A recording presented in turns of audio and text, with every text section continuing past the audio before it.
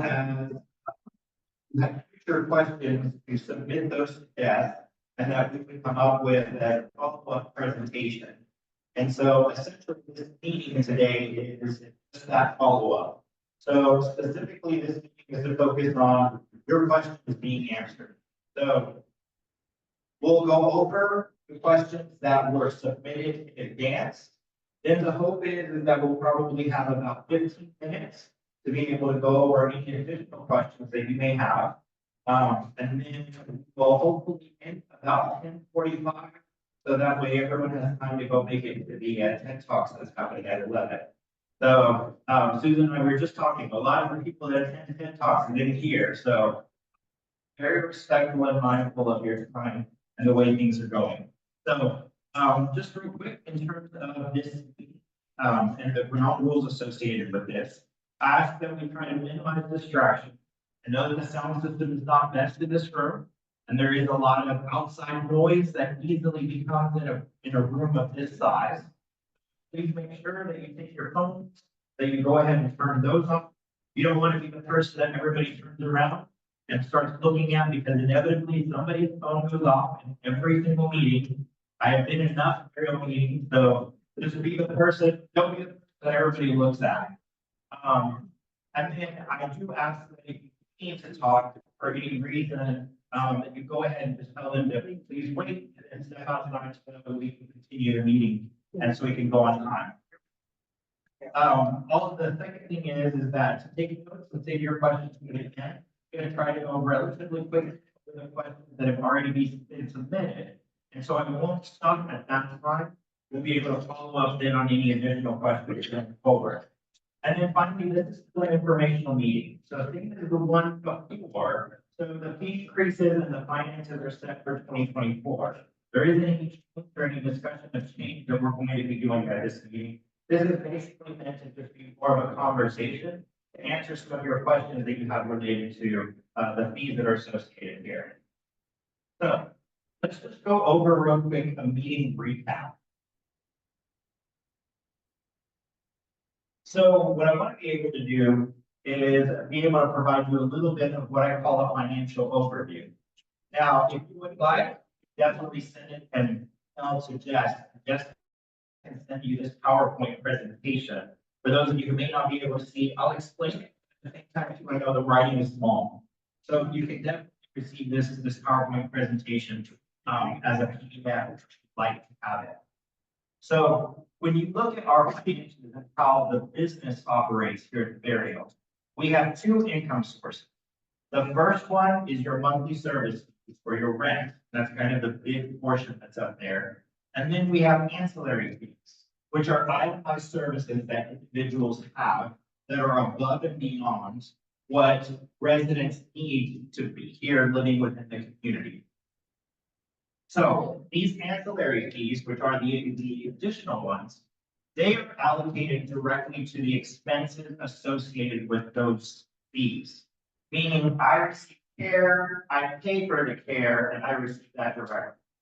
Those are not what I would call global charges, because we do not charge all residents for those services, because not all residents receive those services. So those make sense to apply only to the individuals who are receiving that. So care is a real good example. Parking is one of those. Not everybody has a car. Not everybody should be paying for the garage and the space that's allocated to the garage, but you don't necessarily have a car. Those are some of the things that are kind of direct expenses. The monthly service fees pay for everything else. One of the questions that we'll talk about is, what do my fees pay, or how does that work, especially when it comes to the building here at the area? You pay for everything. There is nothing that is covered by something else or someone else. Residents pay for this business to sit here. Everything that happens at this community, you are paying for. So we want you to, so I want to be able to understand that and talk more about that later. But monthly service fees are divided in what I call operating and non-operating. So the operating is the general operating expenses, wages and benefits, food,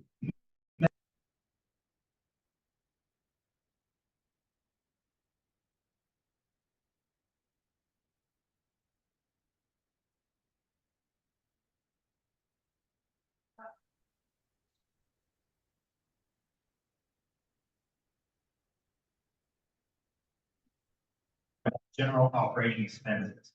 Then there are other fees that are associated. Fees like professional fees, any kind of insurance policy, all those things that are required for the business to be able to operate. Our liquor license that we had to renew just the other day. Those are all more professional fees or licensing fees that are part of our everyday services that aren't always operational. Our debt service, the mortgage that's on the mortgage that's on this building, the interest that's associated with that, all of that is through your monthly service fees. And then capital expenses, so building and apartment remodeling, exterior building projects. All of these are the fees that are paid for by individuals who live here. There's no investment group that we have that sits there that we're collecting insurance, investment money or any of those things. We don't have our money tied to anything. The money is tied directly into the community and operates from the expenses, operates from the income that we receive from residents. The differences in levels of services then becomes a little bit more substantial and needs a little bit. In the monthly service fee that we talked about, the assisted living and memory care received a higher monthly service fee increase than independent. And the reason being is because we have different services in each of these areas. Residents and independent living, your monthly service fee has the apartments, your basic utilities, your maintenance, your weekly housekeeping, your dining dollars, activities, transportation, emergency response. Then there's the add-on services, which are those ancillary fees. So that's personal care, medication management, parking, additional housekeeping, assembly services, IT assistance. All those things are in addition to, but those are still services and fees that are paid by independent living residents. In assisted living and memory care, they have a 3-meal daily allowance. So they have all those things that we have in independent living, plus they have on-demand attendant response, which means that when they need an attendant or they need one of the nurses or resident associates, they call them using their attendant and they come and provide those services. At the same time, too, there are bundled levels of care already included as part of assisted living. They live in a building because they need that additional care. That's why we have that building set up, and that's why we have a model set up to take care of living. We also have what's called the on-call management system, the apartments. This is to help us manage the care and monitor calls that are going on in assisted living. Those are services that are provided as part of those monthly services over there. They also do have add-on services, but it's not as high or it's not as much as people in independent living do. So as we talked about what was going on, this was the overview of the fee increase and what we were doing in terms of some of the community changes. So the first thing that we did was we separated a lot more of the costs associated with ancillaries, meaning the add-on services. We took those out of independent living if they weren't necessarily global fees, and we moved them over to ancillary fees. We also made sure that we were looking at what else we could do to impact and to improve services. We talked about dining changes. We're talking about dining changes happening this next week, actually this week and next week. All of those things were part of this process and part of this that I'm talking about. We're doing wage increases for all the staff in August 2024. We have to remain competitive and we have to address any kind of discrepancies to maintain our staff.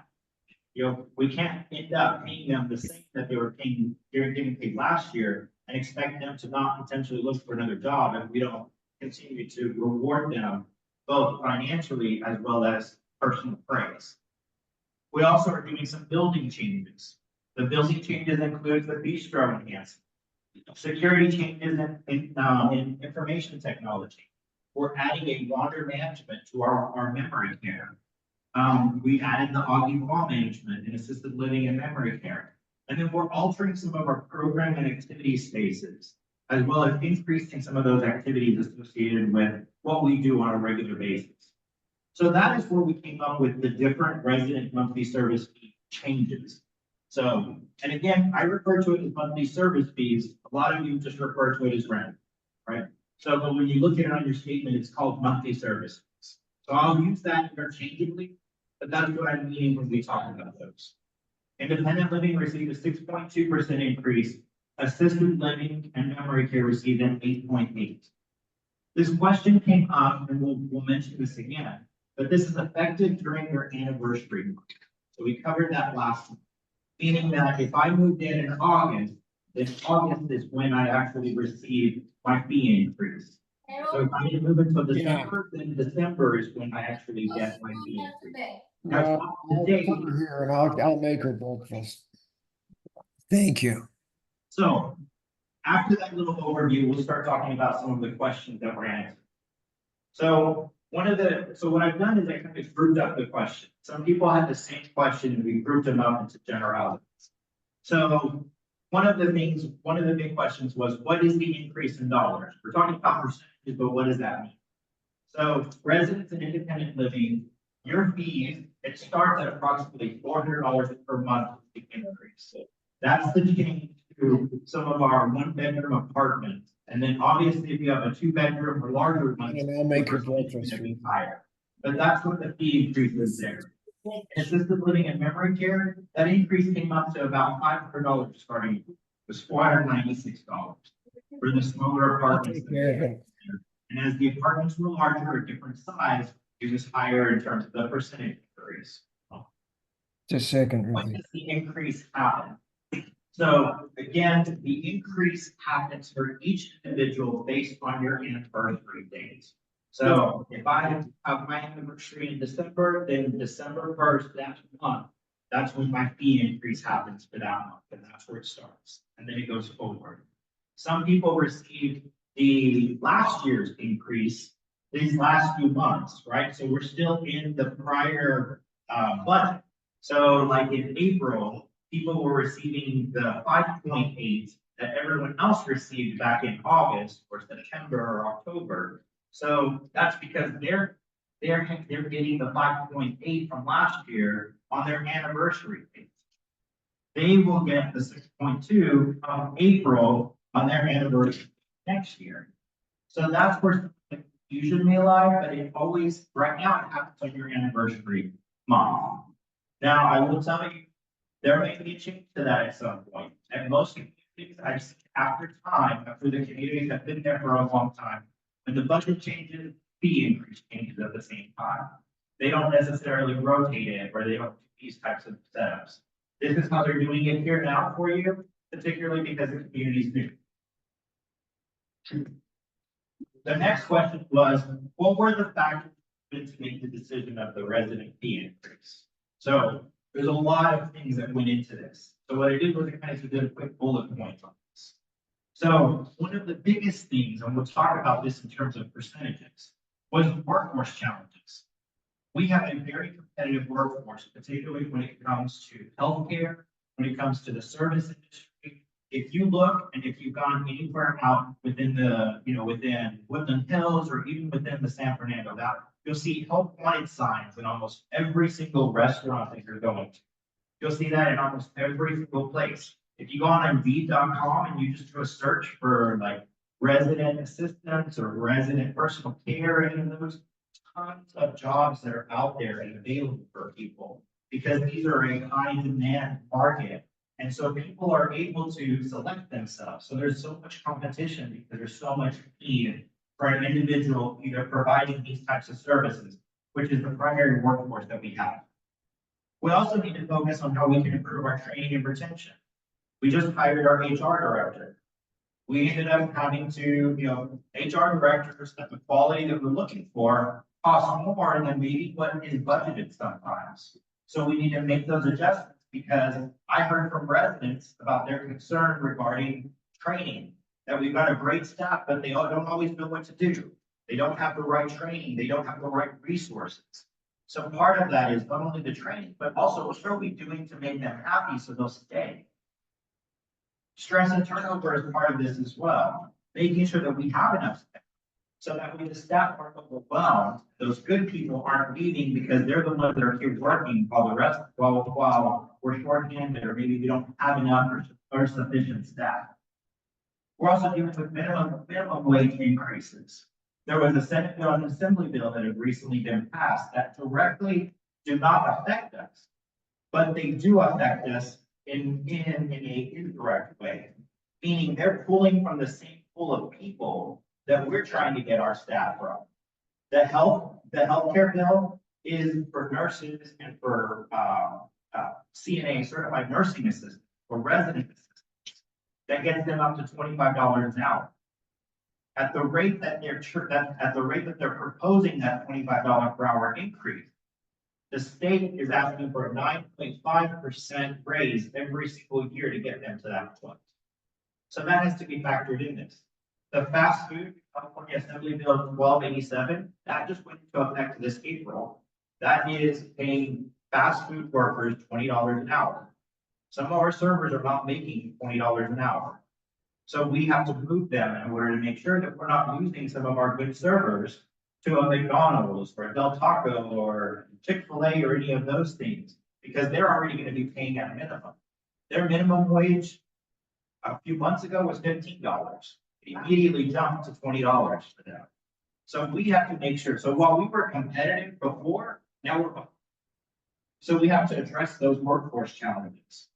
Healthcare as a whole is a big issue, because ultimately you didn't move in here just to pay a higher rent, to just live in a nice apartment.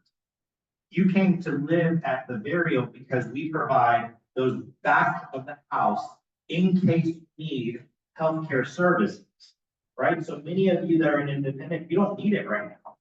But when you do need it, it'll be so nice to have it. That's what you're paying for when you first moved in. But those healthcare challenges still exist for us. So the reduced workforce, the rising cost of healthcare services, and then things like insurance and cyber risk, all those things at a premium. Anytime there's the potential liability of medical cases happening at other nursing homes or at other assisted livings, that raises our premiums because these insurances don't want to cover you if they're seeing, other places getting sued for whatever reason. So even if we're doing a good job, it doesn't mean the industry isn't impacting us, or that we don't get affected by those things. And then improving past issues. There's no way that I can address issues of quality and service without making sure that I've got the resources. And a lot of times that's financial resources to be able to make those changes. So one of the other questions that came up was, how are the increases or funds allocated to expenses? So this is a breakdown of how we spend our money. Right? So the money that you give, this is a breakdown of what we do. So the biggest thing that we have is about 60% of our entire budget is on wages and benefits. So that is strictly to employees alone out of all of that. Then we break it down by the departments. So each of the different departments are broken down in here.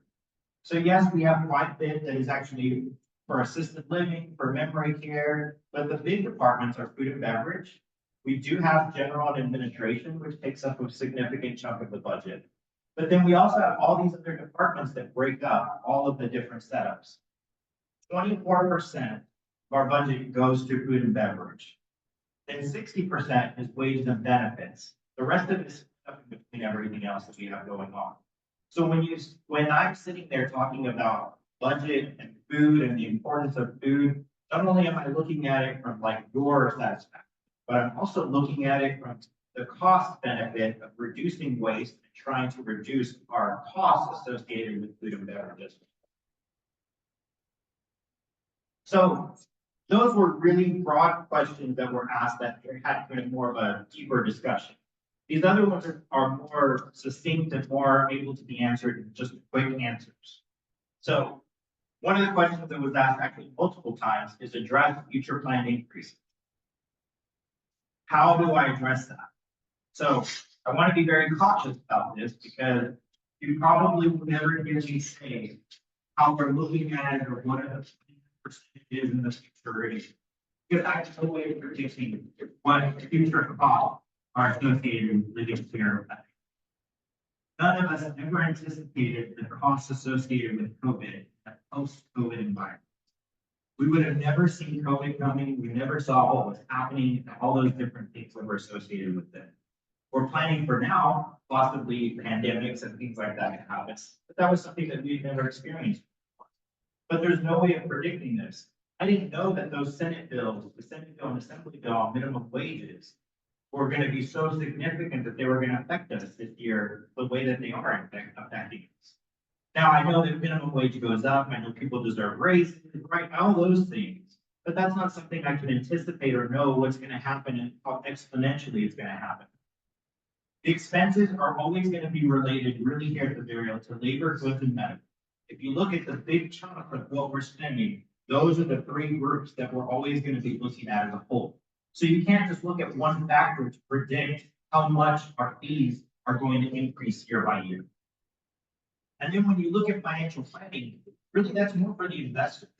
That's more for the investors. And usually they're gonna use small fee increases because they're trying to look at the return on their investment. So you want to always approach that from a conservative aspect for them, because you don't want to under promise and over deliver. So you don't want to over promise and under deliver, meaning that they don't get their investment back, that they lose money on this investment. So you always want to be conservative on that. Many times I've seen zeros on some of those financial planning, meaning that they don't use it as a consideration so they can truly see whether or not this project pans out. Now, that doesn't mean that that's what people get in terms of their fees and their increases. That's just part of how the business is run to reduce risk when it comes to the people investing into the community. So, short story, no crystal ball, no way that I'm going to tell you what we're looking at next year or the following year. What I will tell you is I'll try to manage the best way to not have those fees go exponentially high. The next question, does this include increases in level of care charges?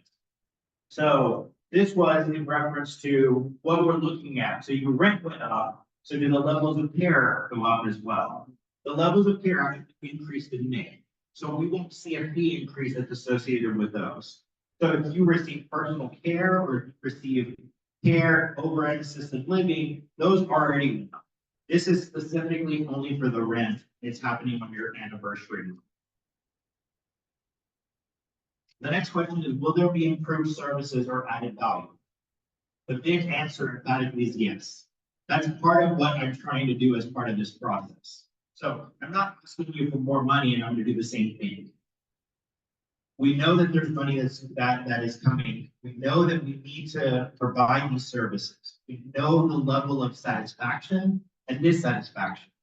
And we want to make sure that we try to use the budget and the fees to improve the quality and services and hopefully improve your resident satisfaction. Happy residents make my job easy, which makes everything else going forward a lot easier as well. So the areas of focus for 2024 has been security, resident care. I capitalized dining in this because dining is my big one. Activities and the environment. Those are all areas of focus that we're trying to address in 2024 to try to make things better. The next question is, what is specifically related to the increase in assisted living and memory care versus independent living? The bottom line is the healthcare. The healthcare tied to assisted living and memory care is going to always be at a premium. It's going to cost us more to hire those resident associates. It's going to cost us more to hire that team with those individuals. So that's where that comes into play. This is where we looked at it and we said, when it comes to the fees are going to be a little bit higher in the assisted living and memory care because we're going to have to pay our staff members over in assisted living and memory care higher than we're doing as far as wage increases across the board. The next question, does rent cover construction costs not under warranty? This one is yes as well. So, and this is where I say residents pay for all costs associated with the burial. Nothing is free here. So I just really want to just add that in. Nothing is free in life. And again, you all have known that. Y'all taught me that.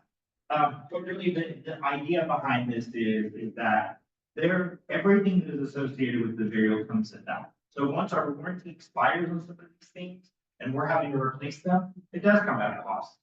If we're having to replace anything that's faulty or anything that was going on, again, if it's past warranty, Those are expenses that are factored into the budget. They take that into consideration.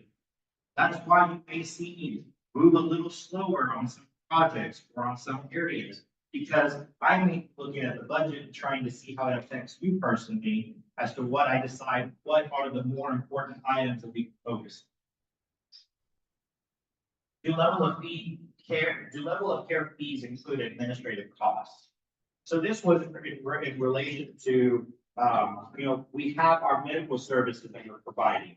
And we're providing those as ancillary, meaning people pay for those as they need them. But the reality is that we don't cover all of those costs.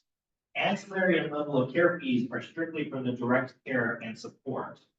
So so when it comes to, Joyce and Jessica, the directors of nursing, sitting in a meeting and having these discussions with families because they need increased care, or sit there and talk to a resident in independent living because they pressed it over 20 times a month, or those things, all of that is not covered. All of those things we try to get, but the reality is that's taking away from that administrative person's time in running the building to address those specific issues. And it's too hard for us to try to figure out. However, there are ancillaries, and the ancillaries like the long-term care processing fee. It's meant to help cover the costs that are intense labor from department heads and staff. So that's where we try to cover it where we can. The next question was, does my rent go down with the future drop in food credit? So this answer is no. The food credit was increased last year as a concession for the rent increase in 2020. It was meant to give you an extra drink to say, I'm sorry for the fact that we had a fee increase that you weren't expecting. But the idea is that when the food credit moves, we've been talking with the resident council, we're gonna move that to August 1st for everyone. It will go from $1,000 to $800. However, the new menus were designed that they will reflect the change to match and to respect your contract. So meaning the contract says we are to provide independent living residents 2 meals a day. And within the budget of what we've allotted, how we've set it all up, that is what we're promising you as part of that. If you eat at the dining room, if you're eating your 2 meals a day, you can cover those costs within the budget, within the dollars that are set up in the menu. They're in the restaurants, all 3 of the restaurants. You have the ability, so if you decide to eat at Warner's for the rest of your life, you can do that and you can still match it within the 2 meals per day as it's guaranteed in your contract. Assisted living is allocated 3 meals per day, meaning the 3 meals that they have in Savannah will be all covered under those services. Now, assisted living and memory care, they'll sometimes eat in other areas. And right now I'm looking at trying to figure out provide an excellent system as well. So that way they can take advantage of some of the nicer menu items that we have on campus, rather than charging them every time they try to take advantage of those. And then to also account for things that they may take to their apartments, but maybe they don't want to cook breakfast, but they didn't want to come down for breakfast. So, oh, sorry, I have one question. So the second person fee, so this was just part of a comment. So the second person fee calculation in the letter was incorrect. So you all told on yourselves this one. So not everyone has the consistent second person fee. So the second person fee that was in the independent letter for current residents moving in. So if you're paying less than that, count your blessings, because that's not what the actual fee is now. So if that applies to you and your fee is less, your second person fee is less, yours will only increase by the 6.2 on your anniversary. So it will not increase to the 1460 that we have going on, but that's what our current rate is when somebody moves in new, and that's what it's increasing to with the individuals moving in current. So if you got grandfathered in at a lower rate, so it won't affect, it only affect you by a percent. So then this was something that was interesting that was asked. So what's the current occupancy of the variant? And I realized we do a very big operational update here. So I didn't make these specific information to them. So in independent living, we're at 95%. In assisted living, we're at 60%, and in memory care, we're at 97%. So assisted living is our area of opportunity when it comes to new residents moving in. At the same time, too, the concern is that assisted living is also, there's a high cost associated with assisted living residents moving in. So a lot of times people will say, especially those that have been in business, will say, well, hey, the more residents you get, the more money you get, how are you going to increase my fees? The area of opportunity is independent living, and you can see we're at 95%. I don't have space for a lot of available revenue to increase by getting 5 or 6 more residents moving into the area. So I don't have that opportunity. Where I have it is in assisted living, but the assisted living rates and the amount of care that those individuals get, the margin is a lot lower in terms of what we're able to do with extra money when a new resident moves in. And we still have services that are still obligated to those individuals. When we get more assisted living residents moving in, we'll get another activities person to be able to help with the assisted living activity. We'll probably look at more transportation, increase that. How do we do that? We'll have to wait until we get those individuals, right? All that stuff requires some additional costs because those individuals will rely more on services from campus and can plan independently. Which goes to the next question. So I live here without using services, so why are my fees still going on? So, as I mentioned at the beginning, our services are divided into global and ancillary. Global meaning that, this is something that we divide amongst everyone. So, utilities, trash pickup, all these different types of things, the maintenance team, the environmental services team, everyone receives even amount of services, and that's all broken down into a per resident or per apartment setup. The ancillary fees are what each individual pays for personal care, for something that is directly related to what food services you are receiving. So the global are associated with providing average services for each resident, whether it's used or not. Now, there's some residents that don't have their house permit because they just don't want other people in their apartment. That is their choice, but they don't get a discount for that because we have to set up a budget with the set up a process associated with that. Same thing. I may not necessarily want all the food or the food choices, or I like to eat out, so I don't use up all of those services. So that doesn't mean that we still don't need to have a budget. We need to have staff ready and available to take care of the dining services needs. So we have to allot that and make sure that that's available. So that's why dining is part of more of a global service type thing. So with that really ends my presentation with the questions that were asked up to this point. Are there other questions that you all may have? We've got the next 15 minutes to be able to go over that and then be able to wrap up to get everyone there. Get everyone hopefully to 10 minutes. I will get the mic set up for us. And I still may repeat a little bit of the question, but we're going to go ahead and give you the mic as you have questions. So I think Barbara, I saw Barbara's hand. Kevin, you may help me with who's. Yeah, I'm looking at the retention rate, retention. Yeah, so Barbara asked, what is our retention rate when it comes to staff right now? It's. Oh, residents. We don't, and I'll have to take a look at it, but I was gonna say it's still relatively high.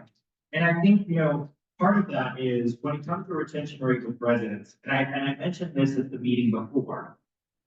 I'd invite you to go and look at other retirement communities and what their rates are when it comes to services. Now, I'm not talking about, the queue across the street versus us or the Montecito, right? It's retirement communities who have services plan to be able to help you as you age in place, right? So looking at those, our rates are relatively competitive.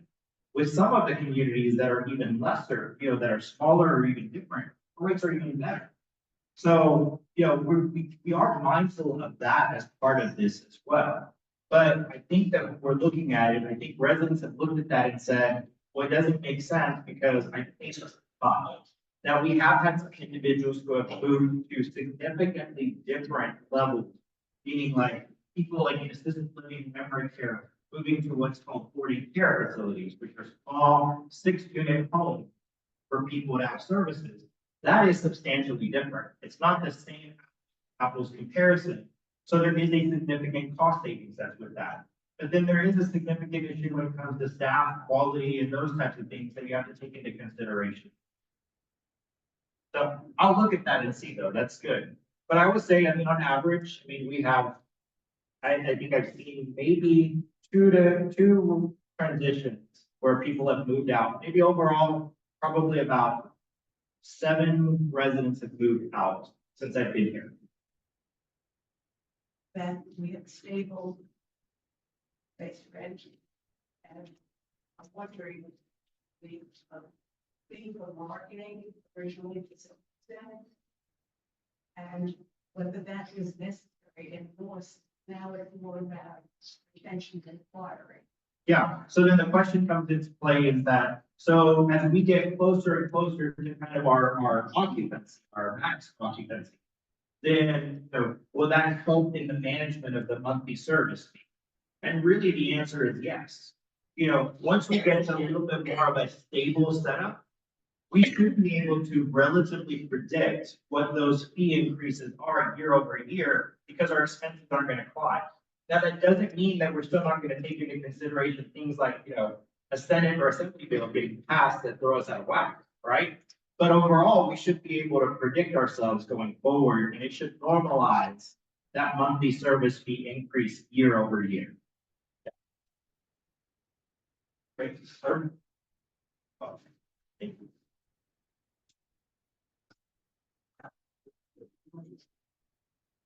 My question is, are we entitled to receive copies of actual operating statements for us to look at?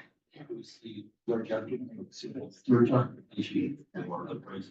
And if we are, why aren't? Okay, so good question. Maybe, yeah, I'm about to say it. So the question is that, so are we allowed to receive the financials? Am I see the budget? Am I looking at, can I look at all the details of the operation? The quick answer is no. And the reason being is because you're not the investor. You're not an investor, you're not the person actually running the community. You are the person, the tenant. You are the one that is being the person being served. You're the one being provided those services. So I can't go to a restaurant and ask them, you know, how can you justify your fee, your changes in your menu associated with what's going on, or even where I'm renting at right now. I can't sit there and ask them why the person down below me is paying $1,000 less than I am paying per month. But because that's all of theirs. All they tell me is, here's what your month is now, here's what your month is going to be, kind of follows. Because that is definitely set up for the business side of things. Now, if you want to invest in the area or some of the properties that they have, then come see me after and we can start talking about potentially being, you know, having you some of that. Because those are the ones that are actually related to that. They would be able to see it. Many of you, because you are business owners, because you are part of that, you know that there is that all of that background information.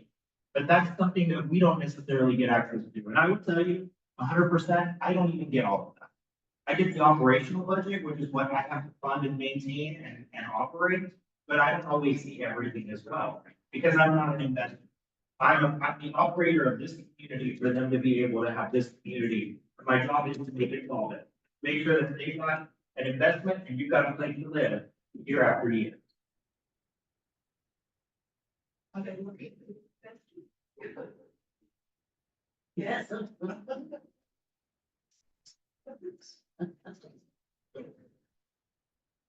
I know that there's an issue with finance spillway, but I don't know what the status of it is. Is it still on temporary financing, or have they got enough people here to go into the permanent financing, which probably would reduce the cost of their expenses considerably, I would think. So the question is that, you know, at one point, so knew that there was concerns about the financing because typically investors, they first start a property, they get temporary financing, temporary investment, and then they go into permanent finance. So they did, so I looked at it, they did do that. So that has been done. It typically happens within the first year of a building being built and operated. Now, those finances may change if they ever decide to refinance. If they try to look at those things or try to make any of those changes, that could impact them. I'm not sure if it would impact us operationally, but it could impact the investors and how they have it. And Barbara kind of just asked a question up here earlier. You know, I think they're always looking for investors. So if you really are interested in something like that, that could be potentially an opportunity because they do have other communities that they're looking at building kind of in Southern California and not southern, south of us, right? South of the LA area that they are looking at as well. So, but yes, they're in a more, we're in a more stable spot, which I think it is. And to be honest, if we start thinking about that, this may be where we're closer to what we're going to be seeing year after year in terms of the increases and fees associated with what we're dealing with year over year. So I have a question, correctly, but warranty items which will be replaced are cost of operation. What about deficiencies which happen in design of the buildings that need to be corrected? Shouldn't that be a capital cost of the owners rather than expense to the residents? So in case you didn't hear, so when there's deficiencies in the way that a building was built, so for example, independent living, let's just talk about the theater, room, right? We've got these great chairs that were built to sit in for hours at a time and slide out, you know, watching movies, and you've got the little popcorn tray and all this in concept, great idea, but when you actually got the product and when you're actually living in the community, it's very different. So those be costs that are incurred to you, right? So the reality is that they are. Because they're not going to be covered by anyone else because no one else is paying for this. No one else is paying for any of these changes. You pay for, like I said, mortgage, you're paying for everything here. The only thing that they did was they put their money up front and they're getting basically money back because they put their money up front. But anything that's associated, so yeah, so when you start talking about, oh, I'd like to see all these things in this room improved, and there's a lot of me, I have a list of my own on top of the list that you all have told me. But that comes at your cost. It's not coming at anyone else. There's nobody else opening their pocket or opening their wallet to take care of any of the expenses here. So if it's not covered by the, if it's not covered by the initial cost, which again, this is where some of this thing comes into play, is that sometimes it takes us longer to get things repaired because they are under, which means I have to get a hold of the person that got a hold of the person that did the original install, and then at their convenience, they're replacing whatever it is, or they're fixing whatever was broke under that warranty. And that may take a significant more time than what we have available to us. But if there's any other changes, like once they say sign, we sign for occupancy on January 5th, right? We're about to hit 2 years. All those 1 year anniversary, all those 1 year warranties gone. 2 year, July 5th, sorry, July 5th, yeah. What did I say, January? Yeah. I am, thank you, July 5th. So yeah, all the 3 year warranties are about to be up. 5 year warranties, 10 year warranties, we're paying attention to those, but we know that when those warranties are up, we're having to incur those costs, and it's being incurred throughout, based on everyone's monthly service.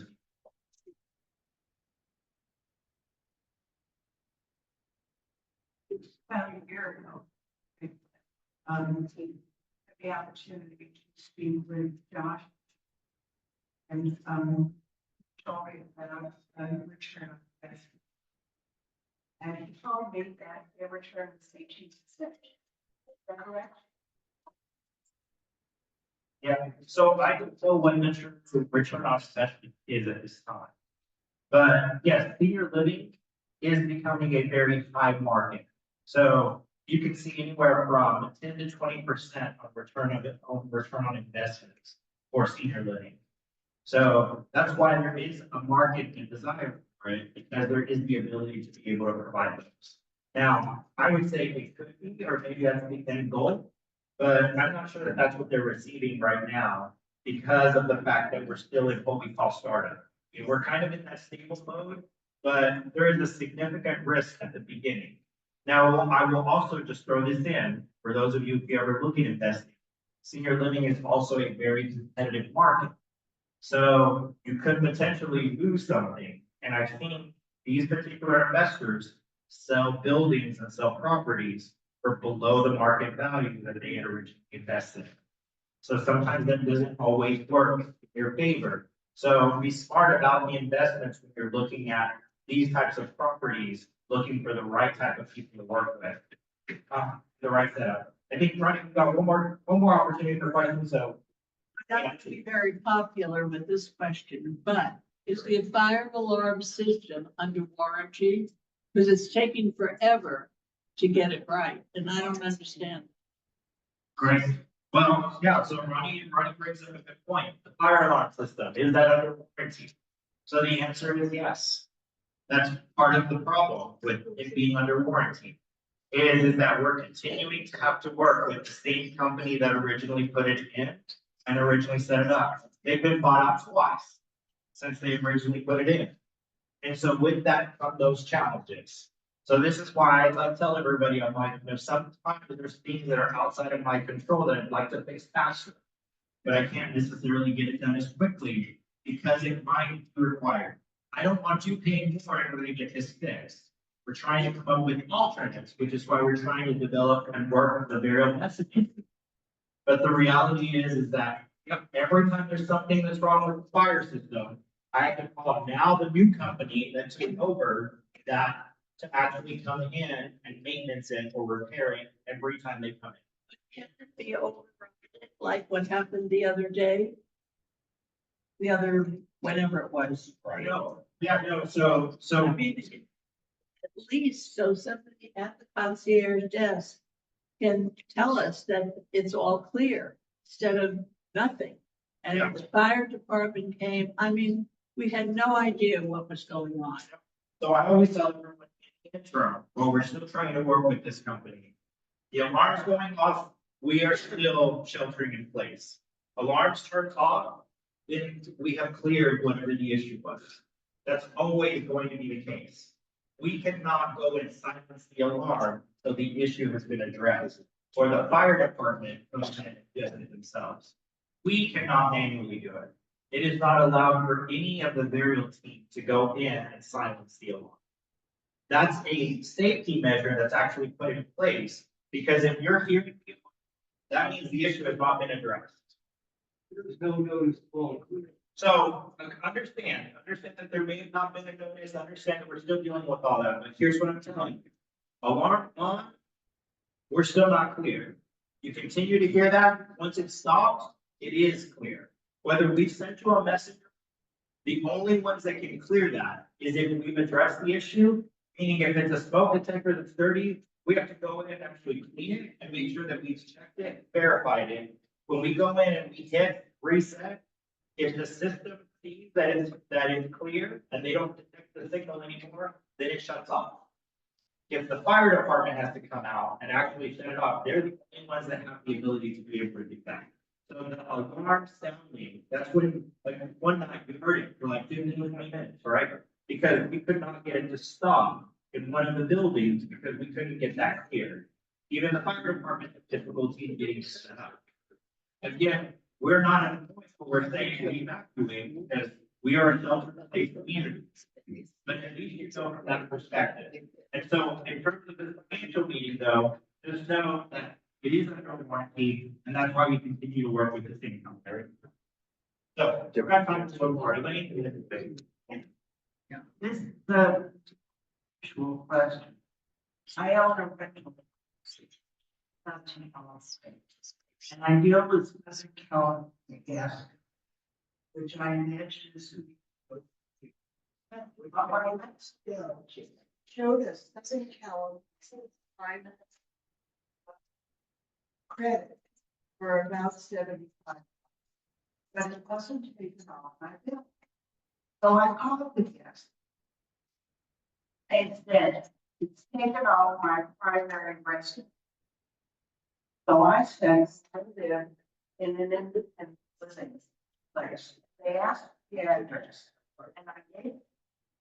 They said, these things. He's up there. Paid by the, thanks. And they said, don't get credit for each month. Now, did you receive a credit for each month? That's $5 for that. So you'll need to. So the question was related to credits that are happening with some of the utility bills. Let Jeff know so we can follow up on that with you individually, but, the reality is that sometimes we do get credits, sometimes we do get overages. So we look at it overall as a whole. Now, I'm definitely looking at, your situation individually, Elaine, but in that, we're looking at the 12 months when we're looking at the budgeting purpose. So again, the ebb and flows of any of that stuff. So just because the variable receives a credit doesn't mean that necessarily would apply. Yeah, we'll have to follow up, because that I'm not sure, so we'll follow up on that for sure. All right, last question. Perfect. Yeah, let's try laughing. What is the thing regarding the front gate? Yeah. So I mentioned the gate earlier, so this is not part of our finance meeting, but I mentioned the gate before. The gate I'm currently working with the owners to actually come up with an alternate replacement. That gate it's just not gonna work. So we're trying to come up with an alternate versus fixing that gate and spending another $50,000 to get that gate replaced or repaired. To actually come up with an alternate type system, which is It's a work in process. not just a work in process, it's gonna be overall. Yeah, it's not gonna function. If we keep using that same thing every time somebody hits it, it is so finicky or it's so specific that as soon as somebody bumps it, it's throwing everything out of whack because it rolls itself up. So that's the issue that we run into. So I'm trying to look at potentially like Hollywood style games or something that will be a lot here for us to maintain. And when somebody hits it, we'll probably use it operationally at least until we get like insurance money or those kinds of things. Now, I will tell you, that will be coming out of expenses because we did forewarn everyone. We didn't say we're gonna bill your insurance, or we were gonna file a claim with personal insurance if you hit our property. So we were doing that for this case. All right, thanks everyone.